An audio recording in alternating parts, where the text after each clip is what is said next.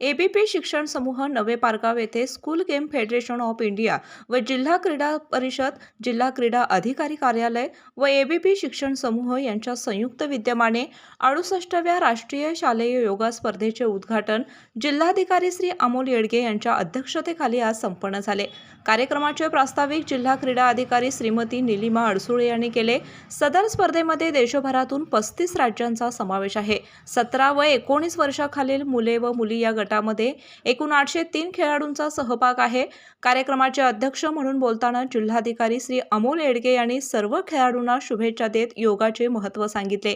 योग ही भारतीय संस्कृतीची जपणूक करणारा क्रीडा प्रकार असल्याचं त्यांनी सांगितलं। तसेच एबीपी शिक्षण संस्थेचे सचिव अमोल कुमार पाटील यांनी योग ही सर्व खेळांची जननी आहे व योगासाठी एबीपी शिक्षण समूह सतत प्रोत्साहन देत राहणार असल्याची ग्वाही दिली।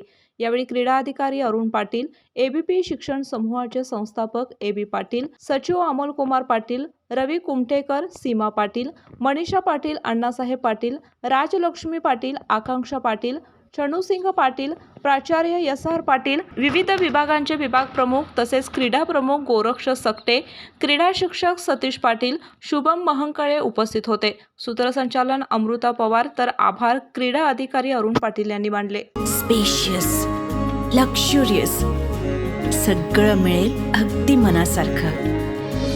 बटू बिल्डर्स यांचा नवीन गृहप्रकल्प गृहलक्ष्मी रचना।